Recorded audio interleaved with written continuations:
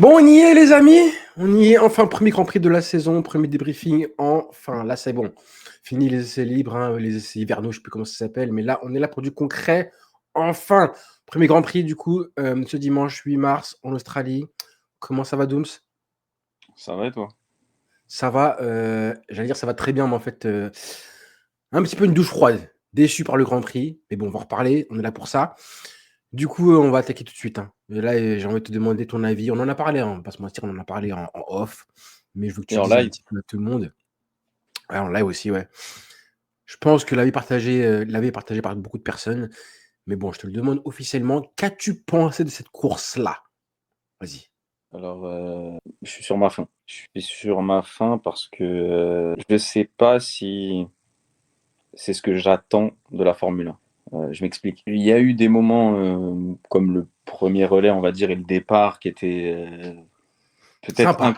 incroyable, sympa en termes de spectacle, mais comme je te l'ai dit en live d'ailleurs, ça avait une saveur artificielle. Voilà. Et comparé à ce qu'on connaît de la course, en fait, on va dire qu'en moi, j'ai deux profils, deux types de personnes.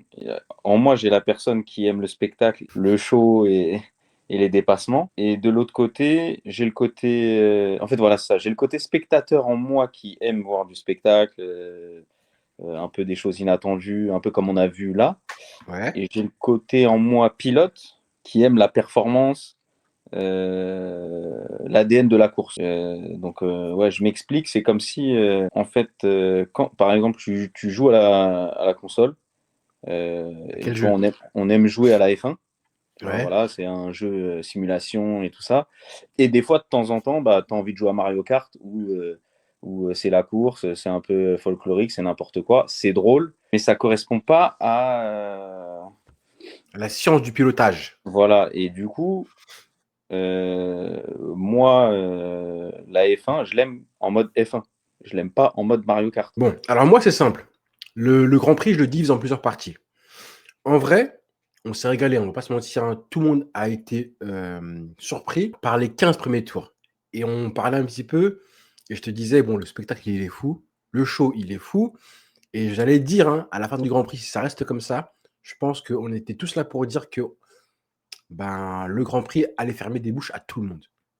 Au début, hein, je me disais ça. Finalement, les 15 premiers tours ont été cool et ensuite on a eu une espèce de parade où franchement, ça a été une douche froide, hein.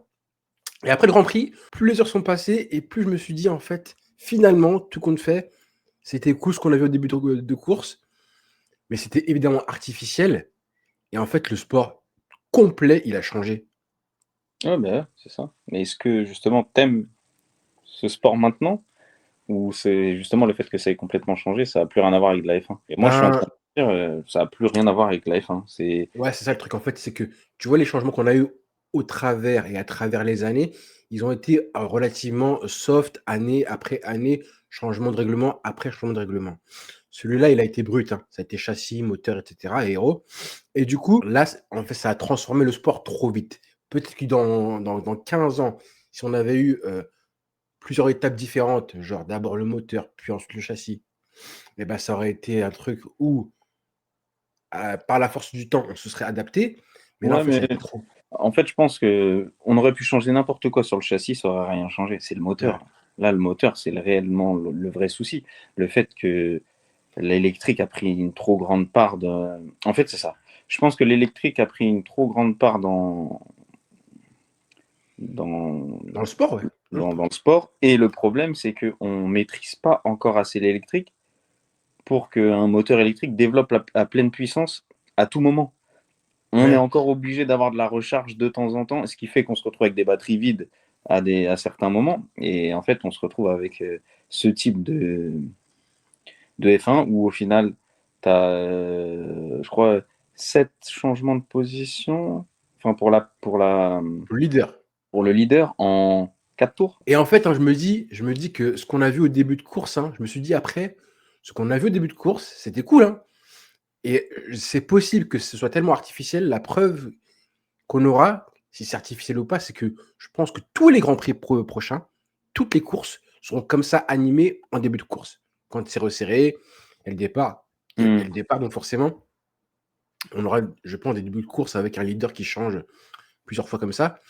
Et ensuite, une fois qu'il y aura les arrêts, par contre, les positions seront figées. Je vois un petit peu ça comme scénario à chaque course. Dans ce cas-là, on aura des courses similaires avec des débuts de course géniaux, mais ensuite, ça va commencer un peu à galérer. Après, là, on ne sait pas, parce qu'en vrai, ce qui a vraiment stoppé le début de course et arrêté le premier relais, c'est la virtual safety. Parce que s'il y avait eu une vraie safety car, ça aurait été différent. Bien sûr. Et si elle n'avait pas eu du tout. Ouais, je pense que ça aurait été peut-être différent. Si en tout cas, on aurait vu une bataille à 4 devant. Parce qu'Anthony revenait sur Hamilton, Hamilton revenait sur Leclerc et Russell. Donc on aurait vu les 4 se battre. La virtual safety, elle a coupé net la bataille, en fait, qu'on était en train de kiffer. Mais quand même, au final, quand je l'ai sur le premier dépassement de Russell, où je me dis, en gros, on est dans un truc habituel. Le mec s'est fait griller au départ, mais il a une voiture plus performante. Il va passer, c'est fini, on va plus le revoir comme Max à l'époque. Et puis au final, tu vois que dans le deuxième secteur, Leclerc, il repasse à l'extérieur sur une portion où normalement c'est hyper dur de dépasser à l'extérieur. Et c'est là que je me suis dit, on est rentré dans l'artifice à ce moment-là. Exactement. Et si tu regardes bien les dépassements, tous, tu comprends que maintenant, ils ne sont plus basés sur le freinage, mais sur l'accélération. Et ça change tout. Dans le sens où le phénomène d'aspiration, tu ne le vois plus du tout, ou tu ne le vois pas. Il n'y en a plus besoin, en fait. Il n'y en a plus besoin, tout simplement. Et justement, c'est en gros le jeu de quelle voiture accélère le plus fort. Tout simplement. C'est plus vraiment un rapport de qui freine le plus tard. On en a vu un petit peu un ou deux. Mais sinon, le reste, ça a été des dépassements à l'accélération. Typiquement, ce qu'on voit dans Mario Kart. Et l'exemple le plus frappant, justement. Mais il a dit, Leclerc, champignon. Ouais. Il a dit, c'est comme si j'avais un champignon dans Mario Kart. Exactement. Et l'exemple le plus frappant, c'est justement Verstappen. Quand lui, il a réussi à doubler tout le monde, et qu'ensuite, il a des pneus plus neufs que ceux de Norris. Et en plus de ça, Norris est en pneu dur, je crois, il me semble.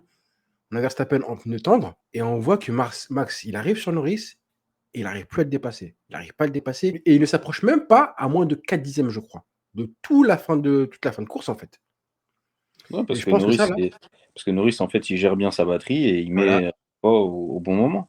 Et je pense que malheureusement, on aura ça très souvent. Alors, je te dis ça, et en même temps, Russell et Leclerc au début de course, ils ont réussi à se passer et tout. Mais en fin de course, Norris et Verstappen, Norris était moins rapide, Verstappen est plus rapide, mais il n'a pas réussi une seule fois à même porter une seule attaque. Après, il dit qu'il avait du graining. Est-ce que c'est aussi les pneus? Ouais. Je sais pas. Mais justement, j'ai eu peur, moi, au début de course, quand j'ai vu ce qui s'est passé, de me dire, en fait, maintenant, l'avantage pneumatique va être complètement, ou en tout cas très fortement gommé par ce phénomène de batterie. Ouais. Et donc je me suis dit, du coup, maintenant, on n'aura plus trop des mecs qui seront à la gestion des pneus, bien que là, ces derniers temps, les dernières saisons, la gestion des pneus était vraiment trop importante, puisqu'on sait que les pneus Pirelli, c'est quand même un souci. Mais tu vois, des mecs comme par exemple Hamilton qui gèrent leurs pneus, je me suis dit, ça, c'est un avantage que lui, il a, qui va disparaître. Bon, au final, ça m'a fait mentir, parce que à la fin, même si on n'est pas vraiment sûr du rythme de chacun, si il y en a qui ont gardé sous le pied, qui ont commencé à ralentir ou pas, on voit quand même que lui, sur le dernier relais, bon, il rattrape 8 secondes sur Leclerc. Et c'est lui qui a le troisième stint, qui a le dernier relais le plus rapide de toute la course, avec des pneus un peu plus frais de 3 tours comparé à Leclerc. Mais je pense que oui, il a montré que au final, la gestion des pneus qu'il connaissait, ça marche toujours.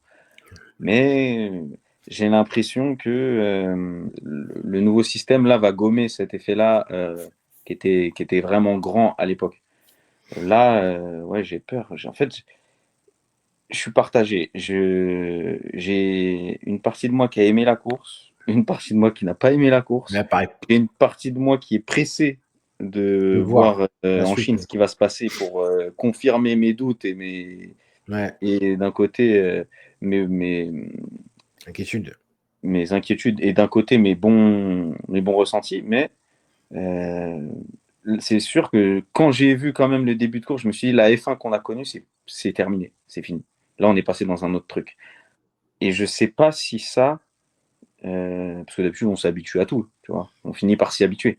Mais là, je sais pas.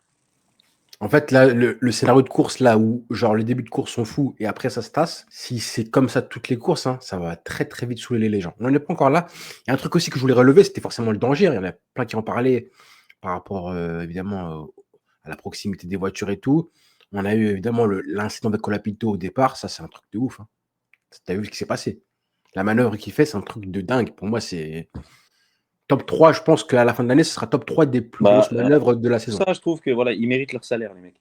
Euh, Ouais, Il y a des petits débats en ce moment j'ai vu. sur les salaires. Mais oui, franchement, je sais pas comment il a fait. Ça arrive à une vitesse et bon, Lawson, il est complètement garé. Ouais. Franchement, Faire chapeau. un drift à Chapeau droite, bas. un drift à gauche. C'est du niveau de ce qu'Adjar avait fait en F2 sous le tunnel à Monaco. Ah ouais, moi je mets ça au-dessus. Hein. Ouais, ouais, parce que l'espace, il est restreint. Parce qu'en Vraiment. en vrai, Adjar, c'est plus de l'ordre du réflexe. Tu vois, c'est pas une manœuvre extraordinaire. Alors que là, l'espace, il est. Ah ouais, ce qu'il fait. Si c'est Max qui fait ça, hein, on en parle pendant une semaine. Bon, bah, parce que Max, Ouais. il le fait tout le temps aussi. Tu vois, on en a parlé pendant une semaine de ce qu'il a fait au Mexique, par exemple, là, en driftant et tout.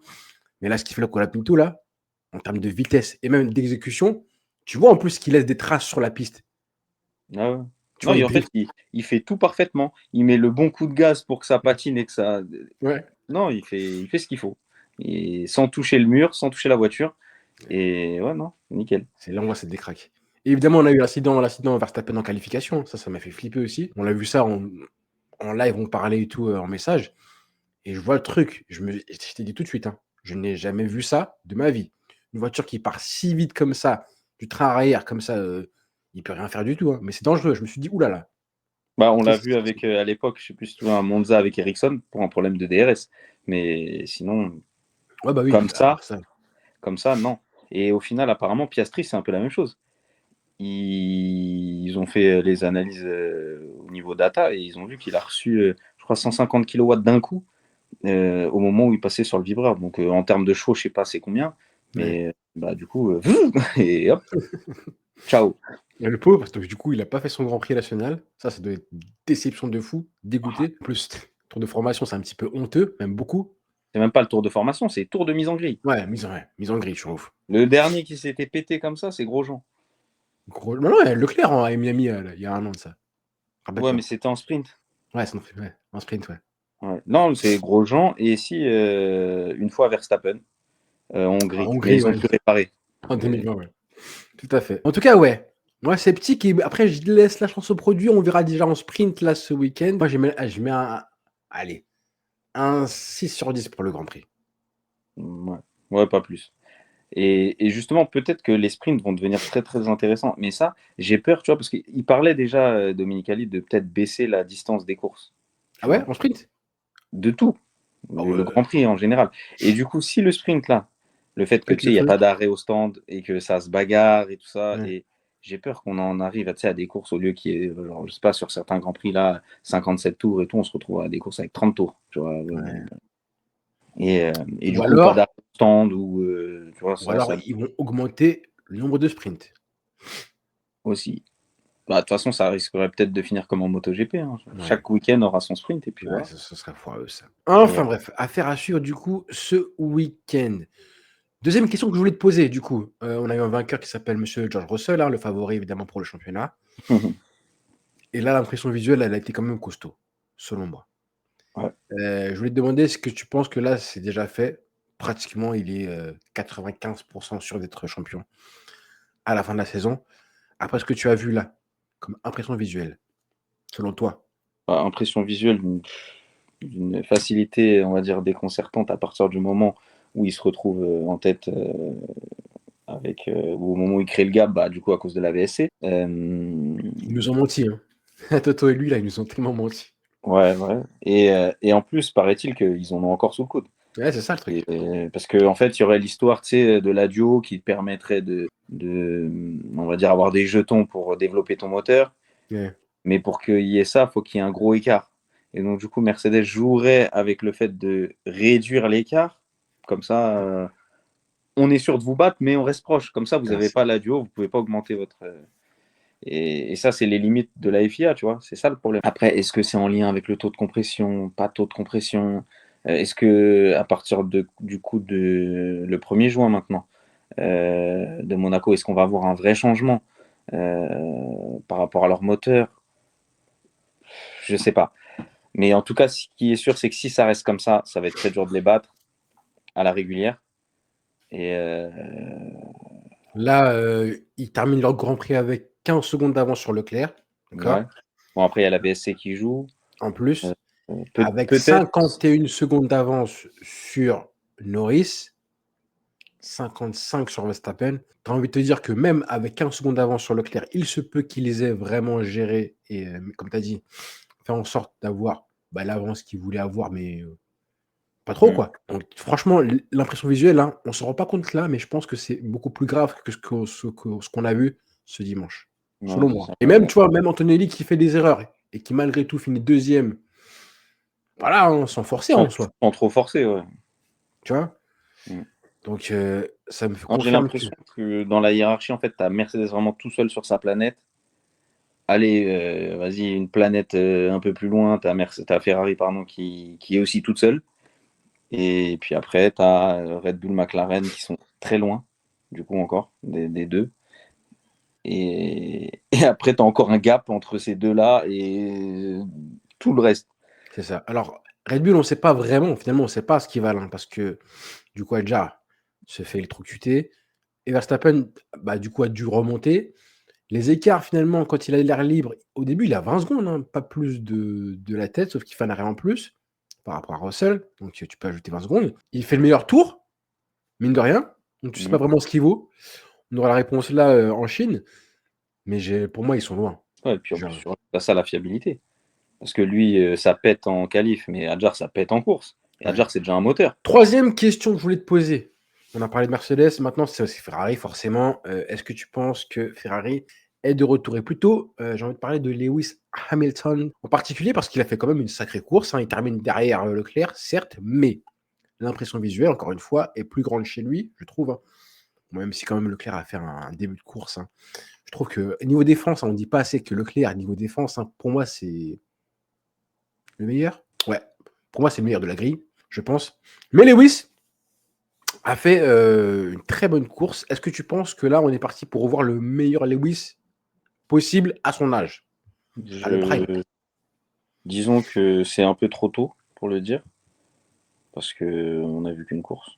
Ouais. Et l'année dernière, en Chine, au moment du sprint, j'allais te dire, ouais, on l'a retrouvé. Et au final, non. Donc, non, j'attends encore. Après, c'est sûr qu'il a l'air, même lui, dans son body language, d'être beaucoup plus à l'aise et serein. Ouais, là, je pense que c'est pas un rôle. D'habitude, il fait le mec, hein, c'est un acteur professionnel. Mais là, en l'occurrence, hein, je pense que s'il est sincère, quand il parlait, quand il est. Et on voit que cette quatrième place, elle lui a fait plaisir. On Hmm. voit que, je pense qu'au niveau sensation, il s'est retrouvé un petit peu. Après, est-ce qu'il s'est pas rouillé entre-temps? Ah, Il ça, je va sais falloir pas, que la hein. machine se mette en route. C'est pour ça aussi que j'attends beaucoup du Grand Prix de Chine, où je sais que c'est une piste qu'il affectionne beaucoup. Ouais. Euh, on verra. On verra, mais c'est sûr que moi, j'attends à ce qu'il se bouge le cul pour taper Leclerc, en fait, en soi, chez Ferrari, qui montre qui il est. Après, voilà, bon, là, comme j'ai dit, sur son dernier relais, il avait une vitesse folle. Euh, c'est lui qui va le plus, enfin, sur le dernier relais, c'est lui qui a le meilleur rythme Après, de ça joue entre lui, Antonelli et Leclerc. Russell. Non, pour moi, Anthony Russell, ils avaient déjà un arrêt Austin qui Ouais, depuis 20 tours, donc forcément, ça ne pouvait pas être eux les plus rapides. Donc ça joue entre lui, Leclerc. Max et Norris. Non, et puis bon, on Mais reprend 8 secondes sur Leclerc. ouais, par contre, ça, c'est costaud, ça. Et c'est là que tu vois que, évidemment, on sait que Lewis, hein, où il excelle, c'est vraiment dans le rythme de course en général. Là, il reprend 8 secondes sur Leclerc. Sur une piste un peu plus, on va dire, propice au dépassement, peut-être il serait passé devant, hein, tout simplement. Bah, Et lui, t'as vu ce qu'il a dit à la fin de la course? Il a dit encore deux tours, ouais. passer Leclerc. Après, Après, je ne sais pas si c'est vrai, mais je pense que c'est aussi pour mettre pas une pression à Leclerc, mais en gros, se donner confiance à lui aussi. hmm. Et on sait qu'il marche la confiance, Lewis, hein. Mais vraiment, vraiment encore plus que les autres, je pense. Et que ce genre de course-là, ça lui fera du bien, quand même. Parce que finalement, bah, comme on a dit, il a été rapide aux essais, déjà. Il était même devant Leclerc, hein, très souvent, je crois, en EL1, en EL2 Ouais, aussi. même en Q1, même en Q2, et c'est la Q3 où il se foire encore, comme un peu. On a retrouvé un peu le schéma de l'année dernière. Donc, après, est-ce que c'est vraiment à cause du déploiement et tout ça et tout? Mais j'en ai marre d'entendre en Q3, ouais, Lewis, il n'a pas réussi à faire fonctionner ses pneus, tout ça, j'en peux plus de cette phrase. Ça fait Et depuis 3 ans, je crois, hein. Pas que 2025, hein. Déjà, avec donc, Russell, je me rappelle 2024, c'était ça déjà. donc déjà là, j'attends vraiment aussi qu'il se retrouve en qualif. Parce qu'on a, bordel, c'est quand même le mec qui a fait le plus de pole position dans sa vie. Et on savait que quand même sur un tour, c'est un mec qui excelle. Mais là, ouais, faut qu'il. Mais là, ouais, faut qu'il enlève la rouille de Après, ses Leclerc bras aussi. et de ses pieds et, et qu'il fasse le taf. Après, rythme de course, j'ai jamais été trop inquiet en fait, parce que même l'année dernière, quand il faisait des qualifs de merde, tu savais qu'il allait remonter. Euh, et qui finirait souvent dans les points, de toute façon, quoi qu'il arrive. Mais Ouais. là, ouais, ce qu'il a montré sur le dernier relais, ça m'a plu. Et j'attends de voir. Je peux pas te dire s'il est de retour maintenant. J'attends encore, on va dire, 3-4 courses, pour te dire. Moi, je pense que là, officiellement, ils ont montré Ferrari qu'ils vont gagner des courses. Là, cette année, c'est sûr. Et Lewis Bah, va en gagner aussi. gagner, je sais pas. Hein. Gagner, je sais pas. Euh, faire une illusion de bataille, oui. Être deuxième, gratter des podiums et tout, oui. Après, gagner à la régulière, là, avec la Merco, c'est dur, hein, en vrai. On n'est peut-être pas loin d'une saison, si ça reste comme ça. Après, bon, comme on sait, c'est que dans quelques Grands Prix au 1er juin, du coup, ça va changer. Ouais, Mais je ne sais pas si ça va réellement changer quelque chose ou pas. Mais si ça reste tel quel, là, et que Mercedes joue un peu avec la puissance comme ils veulent et tout ça à tout moment, en fait, ils ont juste appuyé sur le bouton et comme en ça y est. 2014. Donc, Dites-vous, les amis, hein, qu'on a failli donner cette voiture-là à Max Verstappen. Imaginez la chose. Ça aurait été la folie. mais il n'aurait même pas kiffé. Il aime Ouais, en pas. plus. Ouais, il aime pas ça. On en parlera de Max. Du coup, ouais. Bah, justement, Max Verstappen qui termine 6e du Grand Prix en étant parti 20e quand même. Bon, il fait une sacrée course, hein, à la Max. Bon, maintenant, pour lui, ça reste banal, on va te dire, pour le super crack qu'il est. Mais on a parlé des qualifications où vraiment il se fait peur. Moi, je me dis que attention Red Bull pour la fiabilité, comme tu as dit. Par contre, hein, évidemment, lui, il a plus été remarqué ce week-end par ses déclarations, pour ce qu'il a dit. Je pense que tout le monde l'a vu. Même après la course, hein. Après la course, on aurait pu croire qu'en gagnant 14 places, le mec se soit amusé. Pas du tout. Absolument pas. Driver of the Day, il a fait, il a fait un espèce de sarcasme pour montrer qu'il s'en battait les fesses. Moi, ça m'inquiète, hein. Pour de vrai, là, je me suis dit, évidemment, on lui a demandé est-ce que ça change ton impression, ta volonté de rester ou pas. Et je pense que toutes les courses maintenant, il aura droit à ça. Est-ce que tu vas rester ou pas? Mais en Et que plus, là, le problème là, c'est que là, il va plus kiffer. T'as vu, là, il vient d'officialiser sa participation aux 24 heures exactement, avec Mercedes en GT3 et je suis on- sûr qu'il va plus kiffer c'est ça. ces 24 heures de Nürburgring que les Grands Prix. Ça, c'est Donc, sûr. Bon, ouais, ça fait d'un côté, c'est mieux qu'il ait un petit bonbon, là, une petite sucrerie à se mettre sous la dent. En plus, je crois que c'est en avril, c'est ça? je sais pas, mais même s'il a un truc comme ça, t'imagines, il kiffe son week-end, il revient, et il dit ah non, en fait, non, c'est claqué. Et ouais, ça fait peur. C'est un mec qui peut finir par partir en endurance. Hein. Et je pense que ça joue aussi évidemment, dans la nouvelle qu'on a appris aujourd'hui. Ah, pour le fait que les Grands Prix vont être annulés bah, pour le moment, il n'y a rien vraiment qui est sorti, mais il se dirait que les Grands Prix seront. Le Grand Prix de Bahreïn et de Jeddah seront annulés Ouais. et qu'ils ne seront pas remplacés à part peut-être pour la F2 et la F3, parce qu'il faut trouver des solutions, effectivement, parce qu'eux, ils n'ont pas beaucoup de rendez-vous dans l'année, donc c'est important quand même que le championnat ressemble à quelque chose. Mais du coup, on pourrait se retrouver du coup avec un mois d'avril sans course, et du coup un retour après le Japon avec un Grand Prix de Miami, quoi, et ça fait une petite pause qui est assez longue. Alors, à qui ça sera bénéfique, ça? Mercedes, Ferrari, développement, pas développement, euh, je sais pas. En tout cas, ça sera pas bénéfique pour les fans puisqu'on perd un mois complet de trêve, quoi, en gros. Un peu comme Incomplet. l'été. Ouais, tout le mois d'avril, il n'y a rien. Si jamais il n'y a pas de. Enfin, apparemment, c'est quasi sûr, hein.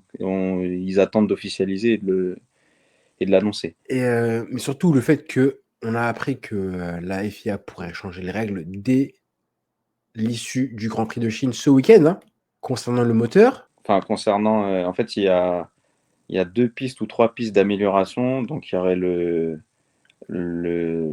taux de régénération au niveau du clipping et tout ça, de changer ce taux de régénération. Donc, du coup, le fait Augmenter que la puissance augmenter la puissance du super clipping. Ce qui voilà. permettrait du coup aux pilotes de recharger leur batterie beaucoup plus facilement. Mais le problème, c'est que si tu augmentes le super clipping, ça veut dire que tu te retrouves avec des voitures qui ralentissent encore plus à des moments, je sais pas, encore plus bizarres, comme la grande ligne droite du Grand Prix de Chine. Enfin là, vu que ça sera après, mais j'imagine un Grand Prix où il y a une grande ligne droite, ça veut dire qu'en fait la ligne droite ne se passe plus à fond. T'imagines Il n'y a pas que Monza, ça. Il n'y a pas que ça. Monza où ça. Imagine même les courbes rapides. Imagine le raidillon. T'es pas à fond. Imagine Copse à Silverstone. Le Ouais. virage comme ça que tu prenais à fond en 2025. Moi, pour moi, je ne sais pas comment ils vont tourner maintenant. Je ne sais même pas comment ils vont le prendre, ce virage-là. Ils vont devoir ralentir et le prendre du coup assez facilement. Imagine le 130R à la Suzuka. C'est pareil. Tu ne seras plus à fond non plus. Alors que c'est des virages mythiques, hein, des courbes mythiques que tu prends à fond. Ça, pour moi, c'est l'essence de la Formule 1, ça. Et Tu là, le tu perds. reviens à ce que Alonso il a dit, même le cuisinier, même ça se trouve, nous, tu nous mets dedans, on peut le faire. Ah, Belek. Bon, pas moi, hein. Mais moi, je le fais pas, moi. T'es fou, toi. Mais t'imagines? Bah, si on te le dit, le 130R, tu le passes à 200 au lieu que de le passer à 340, peut-être que tu peux le faire, hein. Tu le feras pas. Tu vas avoir un moment d'hésitation, je te le dis. Genre, déjà, psychologiquement, mettre ton pied sur la pédale à fond, déjà sur une F1, gros, déjà, psychologiquement, déjà, c'est un obstacle. C'est une limite. Tu vois ce que je veux dire? Bah, je l'ai fait, hein. Je l'ai fait. J'ai testé la F1. Je l'ai fait. Et je l'ai fait à Manicourt. Non, mais c'est un truc que tu dis, vas-y, maintenant je le fais. C'est pas comme eux, pour eux, c'est naturel de faire ça depuis à Ouais, fond. ouais, ouais, non, ben, je sais. Mais en tout cas, oui, ça met un coup de pied au cul. C'est tout ce que je peux te dire. Et c'est des grands malades. Mais oui, je pense que pour eux, c'est très frustrant. Tu sais, c'est comme quand tu roules sur l'autoroute. Tu montes des fois, bon, imaginons l'autoroute en Allemagne, je précise. Tu montes à 180. 140. Non, même 180. Tu peux monter à 180, 200. Et Ouais, quand tu reviens à 130, tu as l'impression que tu es à 50 km/h, tu vois. ouais, je vois. Et eux, ils doivent vivre ça, en fait. C'est pour ça que ça doit être nul pour eux. Ils ont l'habitude de passer des courbes à 290, 310, 320. Ouais, Et là, c'est ils se nouveau à la retrouvent con. à passer à 250, 240 même. Ouais, prenez juste tous les circuits où il y a des courbes rapides, imaginez que tu n'es pas à fond alors qu'à la base tu l'es. Le Raidillon de l'eau rouge en Ouais, ouais. Belgique, Ouais. à Copse, à D'ailleurs, c'est vraiment Silverstone. cool. C'est ça. C'est ça. Et eux, ça les dérange. Ça se voit. Et c'est normal. C'est tout à fait compréhensible. Je sais pas. En fait, c'est un peu comme si, tu vois, quand on fait des kartings entre potes et qu'on est avec. On te dit, vas-y, on va faire une course de karting en 300, c'est quoi, 390 cc ou 370 cc, je sais plus. Et qu'après, parce qu'ils vont plus vite, et Mhm. après on te dit, tu as le choix entre ça, mais la course, du coup, les différences entre pilotes vont se voir de plus en plus, et du coup, il y en a un qui va partir, qui va s'échapper, et puis tu vas passer pratiquement ta course toute seule, mais par contre, au niveau sensation, toi, tu vas kiffer. Ou alors faire avec les 270, où tout le monde est regroupé, mais ça avance pas, mais vas-y, il y a de la bataille. Et c'est pour ça, en fait, je t'ai dit, ça en revient à soit quand tu joues on fait notre ligue sur F1 25 ou enfin sur la Play et que on est vraiment dedans, c'est de la simulation. Bon, des fois, il y a des courses qui sont foireuses parce que tout le monde n'a pas le même niveau. Et du coup, il y en a un qui s'échappe, c'est fini, tu le revois plus. Des fois, il y a, vas-y, sur toutes les 5 courses, il y a une course où vraiment c'était serré et tout, et voilà, il y a une belle bataille, ce qui justement Mhm. peut-être fait que la bataille est plus belle parce que c'est rare, Mhm. ou tu kiffes Mario Kart parce que, vas-y, au dernier moment, tu as envoyé une carapace bleue et le mec, il perd la course et toi, tu la gagnes sur les derniers mètres, tu vois. C'est... On aime bien ça aussi, mais est-ce que c'est ça la F1? Bah, Non. c'est pas le même sport, ouais, c'est ça. Voilà. Ce n'est pas le même sport, tout simplement. Donc, ouais, le mot de la fin, c'est que vraiment, on a perdu l'essence de la Formule 1. Quand tu fais le bilan du Grand Prix et que tu vois qu'il y a vraiment une espèce de distinction, ou plutôt une hiérarchie qui est vraiment très figée, hein, parce qu'il y en a qui terminent à 2 tours. Hein, les Williams terminent à 2 tours. Je crois qu'il y a le dernier qui finit à 3 tours. Ça rappelle un petit peu les années 90, hein, on avait ça. On espère que ça va se resserrer au fil de la saison, mais même si ça se resserre, en vrai, j'ai envie de te dire, hein, ça ne se resserrera jamais comme on le voudrait, comme ça a été le cas, par exemple, en 2022 ou en 2014. Je crois que là, on a encore plus d'écart qu'en 2014. Je crois. Hein. Ouais, après, ce qui masque le truc, c'est qu'il y a une autre écurie qui tient un peu la dragée haute. Alors que 2014, il y avait vraiment que Mercedes tout seul sur sa planète et il n'y avait même pas un peu de bataille. Donc, c'était les deux à parté et fin. C'est Au ça. bout de, c'était quoi à Bahreïn? Au bout de la safety car rentre et au bout de 3 tours, ils ont déjà 7 ou 8 secondes eu d'avance. 9 secondes d'avance. C'est ça. Et finalement, la hiérarchie, elle a été un petit peu respectée par rapport à ce qui avait été dit, du coup, après les essais hivernaux, à savoir, du coup, derrière les 4, on a Berman, donc As, qui était bien placé. On a Bortoleto, je crois, en 8e position. Lindblad. Limblad, pardon. Limblad devant Bortoleto, avant ça, qui a fait une très belle course. Hein. Lui, franchement, son départ, tu l'as vu. Hein. Il a été. Ouais, c'est franchement petite pépite. J'attends de confirmer ça, de voir ce qu'il va donner Et en sur les. plus, il s'est permis de défendre sur Max Verstappen.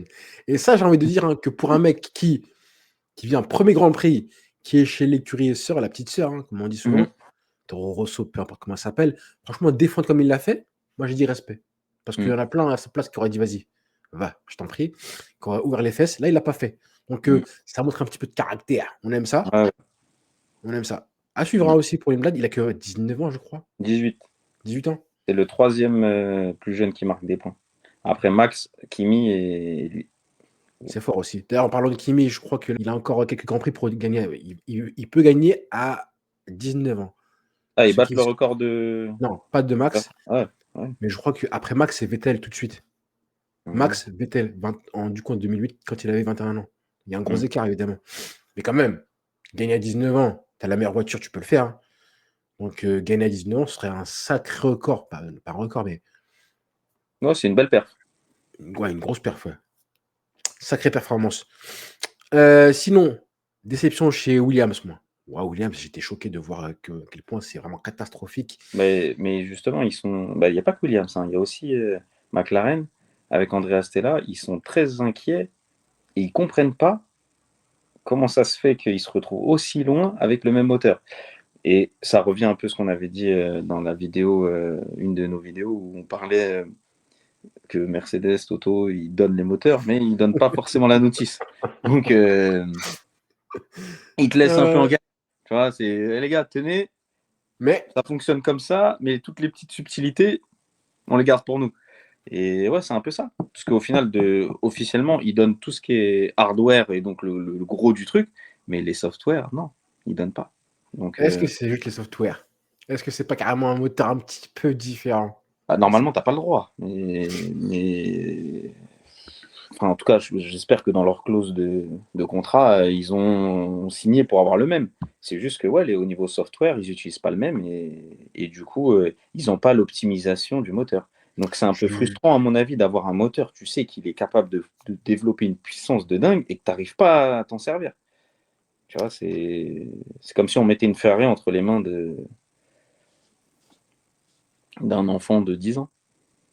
Je te dis Et un petit peu ce qui a été dit par Andrea Stella, hein, qui clairement critique ou accuse Mercedes, hein, mais bon, il le fait de manière un petit peu en subtil. sous-marin, Ouais. subtil, ouais. Deux points ouvrez les guillemets. Nous restons encore un peu perplexes face à la différence que nous observons dans les données entre la vitesse de notre voiture à nous et celle d'autres voitures utilisant le même groupe propulseur. Cela indique clairement que nous devrions faire un meilleur travail pour comprendre comment utiliser le groupe propulseur avec les complexités introduites par le règlement 2026. Donc oui, il y a du travail à faire. Après, il va plus loin que ça. En disant, quand nous regardons les superpositions en GPS, nous voyons que Mercedes est plus rapide dans certains virages. Nous avons donc des objectifs et des priorités claires. Nous devons trouver un moyen d'extraire davantage de gros propulseurs et, de l'autre côté, continuer à développer la voiture. Après, oui, ça fait peur. Tu te dis, si eux, ils arrivent à te développer le moteur un peu comme Mercedes le fait, ils peuvent prendre un bond d'un coup. Et Alpine, bon, pas foufou, Alpine non plus. Hein. Bon, eux, ils misaient beaucoup évidemment sur le début de saison, moteur Mercedes, pardon. Bon, on verra du coup dans un an sur Drive to Survive, ce quel score a dit Briator sur le moteur. Mais je m'attendais à mieux, hein. Je m'attendais à beaucoup mieux de leur part. Quand la Pinto, bon, on a vu certes la petite manœuvre, mais bon, ça reste loin. Gasly finit dans les points, c'est ça, 10e? Ouais. Donc c'est pas mal, mais bon, ça reste loin évidemment des objectifs de Alpine Mercedes. Donc bon, là, ce week-end, du coup, on aura un sprint et je pense vraiment que c'est un format qui pourrait avantager Ferrari. Parce que leur départ, là, ce qu'on a vu au départ, à Shanghai en plus, où la piste est plus large, où le premier virage, ben, est quand même, je pense, la ligne droite un peu plus longue, il me semble, que celle en Australie. Ah, pour arriver jusqu'au premier virage. Ouais. Ouais. Et puis en fait, c'est pas un freinage, tu vois, c'est plus une décélération.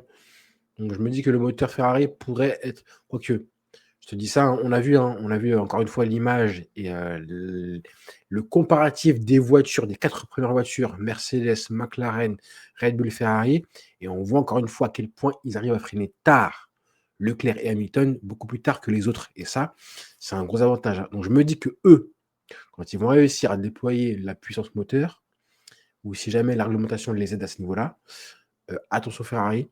Moi, pour le sprint.